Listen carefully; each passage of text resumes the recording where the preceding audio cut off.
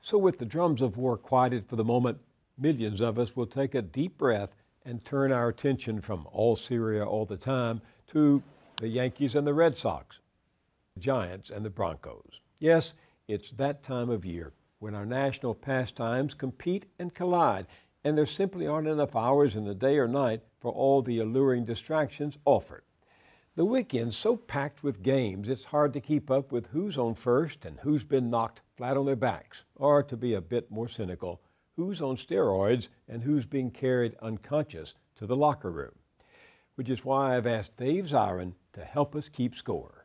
He's been called the best sports writer in the United States, the reporter who, you may remember, challenged the president of Bridgestone Firestone on whether his product should be the official tire sponsor of the Super Bowl while the company was fighting a lawsuit for allegedly using child labor in Liberia. Zirin's the first sports writer in the long history of The Nation magazine. He hosts SiriusXM Radio's popular show, Edge of Sports, and he's written several provocative, even scathing books on sports and society, including Bad Sports, How Owners Are Ruining the Games We Love, and this his most recent, Game Over, How Politics Has Turned the Sports World Upside Down. Oh yes, Utley Reader named Dave Zirin one of the 50 visionaries who are changing the world. Welcome to the show. Oh, it's great to be here.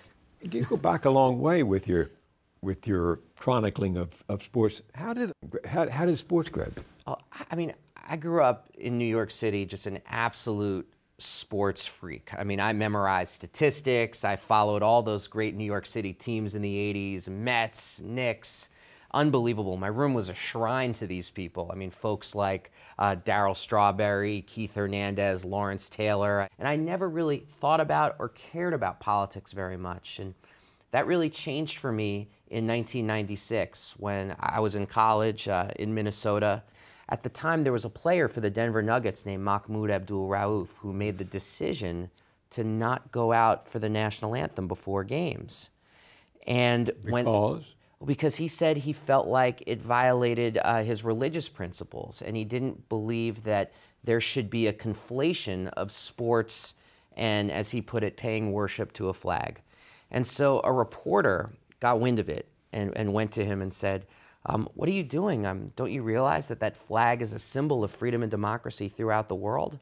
And Rauf said, well, it may be a symbol of freedom and democracy to some, but it's a symbol of oppression and tyranny to others.